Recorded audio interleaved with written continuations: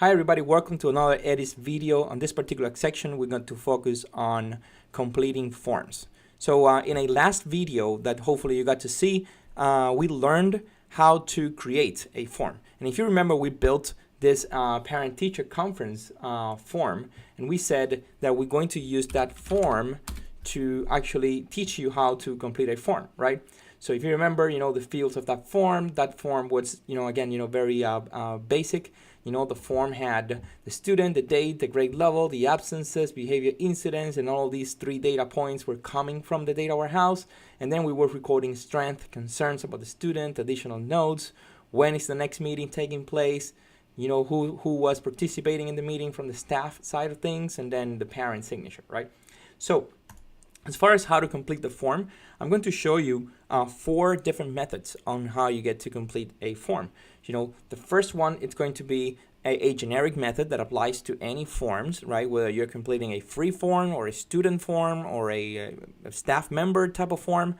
But then we're going to show you 3 particular methods where you can use them as shortcuts when you're completing student forms, which I'm assuming is going to be probably 90% of all the forms you're going to be working at. So let me show you method number 1, which is which works for all kinds of forms in the system. So the first thing is, you find your bank of forms, then you search for the actual form, parent-teacher conference form, and then here on the right, from the actual listing of forms, I have options, and then if you see here, there's an option that says fill in a new entry.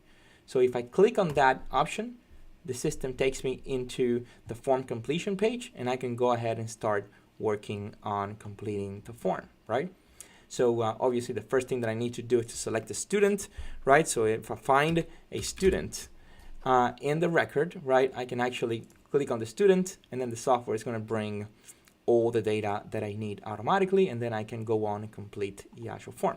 So we're going to complete the form in a second. I just want to show you another method to complete a form.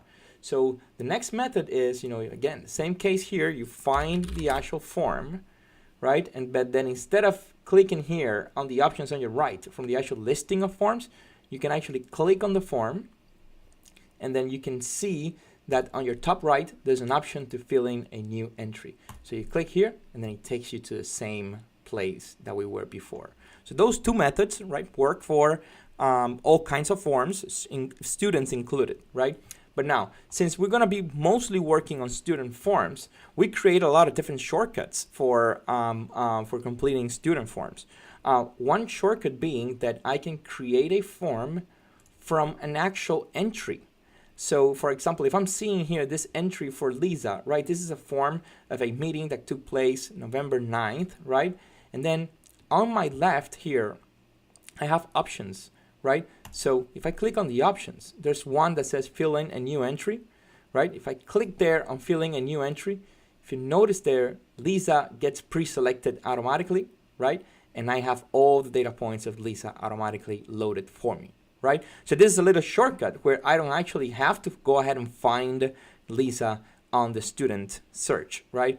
I can have Lisa automatically come in and then bring me all the data points for her, right? So obviously I can still, if I need to switch students and identify another student, I can always find another student and load it in the screen, and then it will bring all the data automatically too, right? With the student picture and everything. So it gives you a lot of context.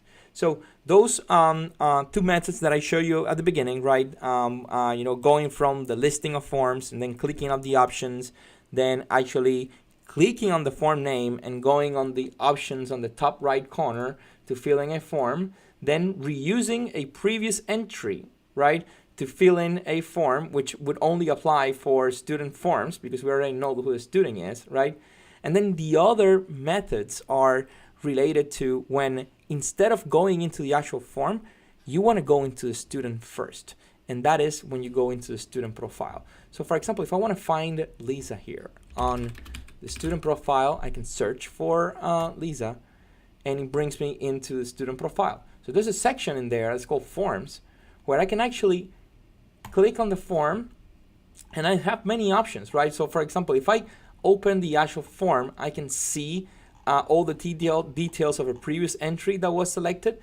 And then on the top right corner, I can click on fill in a new entry. And if I do that, it takes me again into the same page, right? And Lisa, it's already preloaded with all the data points that come in automatically, right? So that's a shortcut, right? When you go from the student profile. So two options here, right? You either go from the actual listing of forms and then go ahead and click in on filling a new form.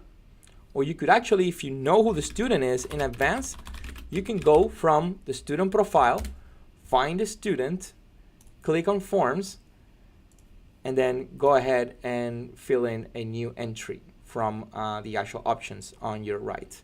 So those are three particular methods that you could reutilize, right?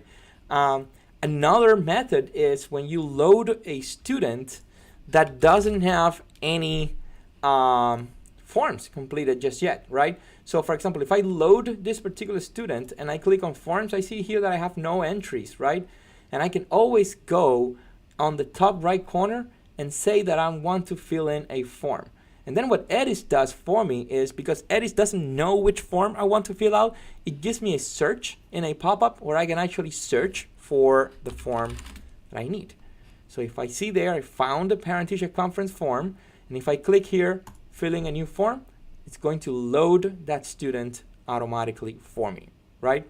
So those are different methods on how you can create form. Again, the concept here is for you to be as productive as possible. So regardless of what your preference is, you can go from the form or you can go from the student. So let's actually work on completing this form.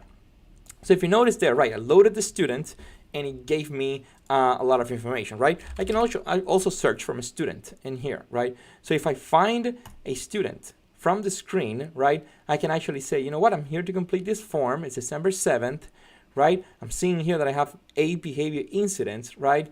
So I'm gonna go ahead and click some strengths in here, and I can select as many as I want.